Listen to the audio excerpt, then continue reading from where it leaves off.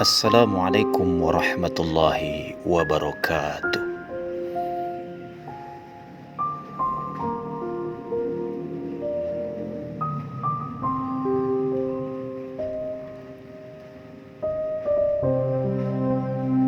Kata-kata bijak Syekh Abdul Qadir Al-Jailani. Orang yang beriman selalu menyembunyikan apa yang ada padanya. Jika lisannya terlanjur mengucapkan sesuatu yang kurang baik, maka ia segera untuk memperbaiki ungkapan yang diucapkan itu. Jika dunia dan akhirat datang melayanimu dengan tanpa susah payah, ketuklah pintu Tuhan dan menetaplah di dalamnya. Bila kamu telah menetap di dalamnya, akan jelaslah bagimu seperti buah pikiran. Janganlah kamu menghendaki kelebihan dan kekurangan. Janganlah mencari kemajuan dan kemunduran, sebab ketentuan telah menetapkan bagian masing-masing. Janganlah engkau menuntut imbuhan atas amal perbuatan, baik keduniawian maupun keakhiratan. Janganlah kamu mencari nikmat, tapi carilah Zat yang memberimu nikmat. Carilah tetangga sebelum mendapatkan rumah. Dialah Zat yang mewujudkan segala sesuatu, Zat yang mengaturkannya, dan Zat yang wujud sesudah segala sesuatu. Saudaraku, janganlah engkau termasuk golongan orang-orang yang apabila diberi nasihat tidak mau menerima, dan jika mendengar nasihat tidak mau mengamalkannya. Kamu tidak mengamalkan apa yang telah kamu ketahui, kamu mengamalkan apa yang tidak kamu ketahui. Kamu tidak mau berusaha mengetahui apa yang telah kamu ketahui, sehingga tetap dalam kebodohan. Kepada mereka yang fasik, takutlah kepada orang yang beriman. Jangan kamu bergaul dengan dia selagi kamu masih bergelimpangan dengan kemaksiatan yang keji, sebab orang-orang mukmin dengan cahaya ilahi mengetahui apa yang ada dalam dirimu. Mereka mengetahui syirik dan munafikmu dengan melihat tindakan dan gejolak yang ada di balik dirimu. Mereka melihat celah dan aibmu. Barang siapa tidak mengetahui tempat keberuntungan, lalu dia jelas tidak akan beruntung sedikit pun. Takutlah engkau dengan firasat seorang mukmin, sebab ia memandang sesuatu dengan cahaya ilahi. Para kekasih Allah Subhanahu wa ta'ala terhadap makhluk Allah adalah buta, tuli, dan bisu. Jika hati mereka telah dekat dengan Allah Azza wa Jalla, maka mereka tidak mendengar dan melihat selainnya. Mereka berada pada kedudukan antara Al-Jalal dan Al-Jamal, tidak berpaling ke kanan ataupun ke kiri. Para kekasih Allah Subhanahu wa ta'ala itu tidak pernah bertindak dan bersikap demi diri dan nafsu sendiri. Mereka mencintai sesuatu karena Allah Azza wa Jalla dan membenci sesuatu karenanya. Semuanya demi Dia, tidak ada bagian yang diberikan kepadanya. Terimalah nasib dengan jujur, tidak dengan kebencian. Orang yang makan sambil menangis tidak sama dengan orang yang makan sambil tertawa dalam menerima segala ketentuannya. Senantiasalah hatimu dengan Allah Azza wa Jalla. Berserah dirilah atas keburukan nasib.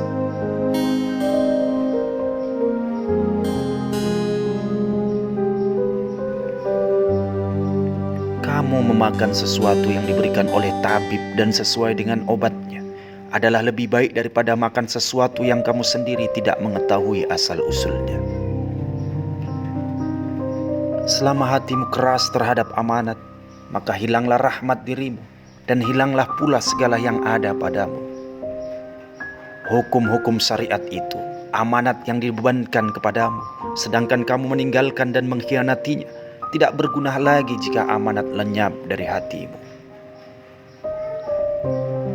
Andai kata tanpa karunia Allah Azza wa Jalla, mana mungkin orang berakal mentadbir negara, bergaul dengan para penghuninya yang telah dilanda sifat riya, nifak, jalim, bergelimang subhat, dan haram.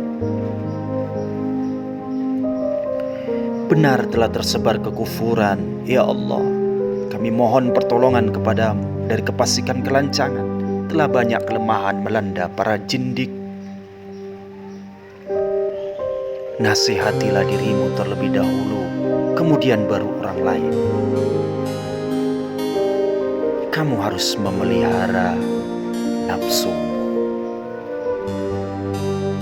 Jangan kamu mengira kesalahan orang lain sebab dirimu masih memerlukan perbaikan. Hanya perenang ulung yang dapat menyelamatkan orang lain yang tenggelam dalam lautan. Hanya orang yang mengetahui Allah yang dapat mengarahkan umat manusia ke arah jalannya. Tidaklah ucapan yang diperlukan untuk berbakti kepada Allah Subhanahu wa Ta'ala, melainkan perbuatan nyata. Nafsu seseorang selalu menentang dan membangkang. Maka barang siapa ingin menjadikannya baik, hendaklah ia bermujahadah, berjuang melawannya, sehingga terselamatkan dari kejahatannya. Hawa nafsu semuanya adalah keburukan dalam keburukan. Namun apabila telah terlatih dan menjadi tenang, berubahlah ia menjadi kebaikan di dalam kebaikan. Syirik itu terdapat pada lahir maupun batin. Syirik lahir adalah menyembah berhala, sedangkan syirik batin adalah berpegang kepada makhluk dan memandang mereka dapat memberi kemudaratan dan manfaat. Janganlah kamu menuntut sesuatu kepada seseorang. Jika kamu mampu untuk memberi dan tidak mengambil atau mencuri, maka lakukanlah.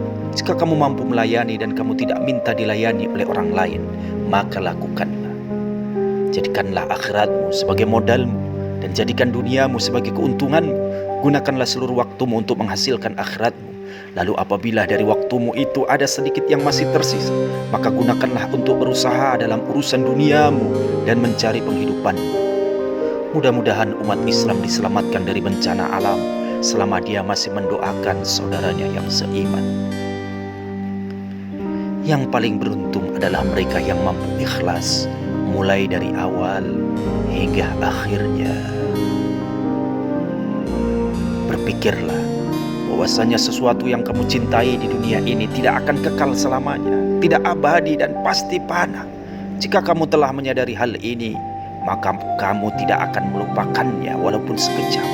Sesungguhnya bencana terhadapmu bukan untuk menghancurkanmu, melainkan sesungguhnya akan mengujimu, mengesahkan kesempurnaan imanmu dan menguatkan dasar kepercayaanmu dan memberikan kabar baik ke dalam batinmu. Orang itu dikatakan dekat dengan Allah selama dia meluangkan waktunya untuk berzikir setiap hari. Selama hidup di dunia ini, yang terbaik adalah menyelamatkan hati daripada buruk sangka. Jika bertemu dengan orang kafir, maka katakanlah dalam hatimu, aku tidak tahu bagaimana keadaannya kelak. Bisa jadi di akhir usianya dia memeluk agama Islam dan beramal soleh. Dan bisa jadi di akhir usia diriku kufur dan berbuat buruk. Jika bertemu dengan seorang yang bodoh, maka katakanlah dalam hatimu, orang ini bermaksiat kepada Allah Subhanahu wa Ta'ala karena dia bodoh dan tidak tahu. Sedangkan aku bermaksiat kepadanya padahal aku mengetahui akibatnya, dan aku tidak tahu bagaimana akhir umurku dan umurnya kelak. Jika kamu bertemu orang tua, maka ucapkanlah dalam hati, dia telah beribadah kepada Allah Subhanahu wa Ta'ala jauh lebih lama dariku. Tentu dia lebih baik dariku.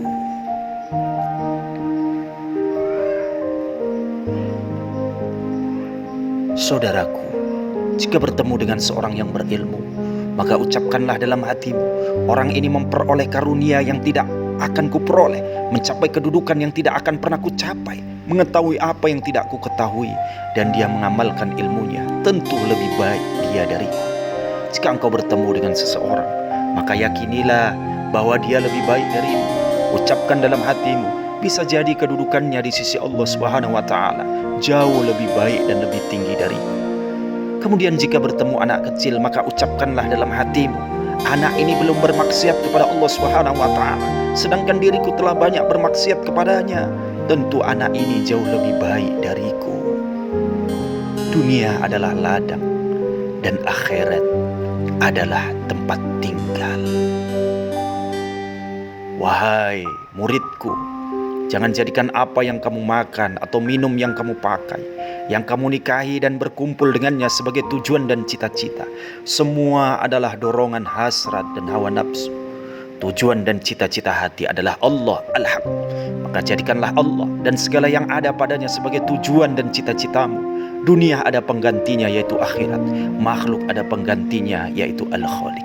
Segala sesuatu yang kamu tinggalkan di dunia akan kau dapati pengganti yang lebih baik di dalam kehidupan yang akan datang.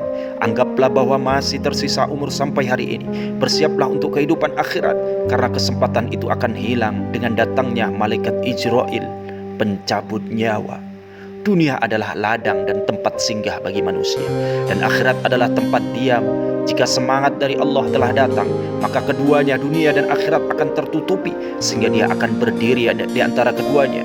Tidak kepada dunia dan tidak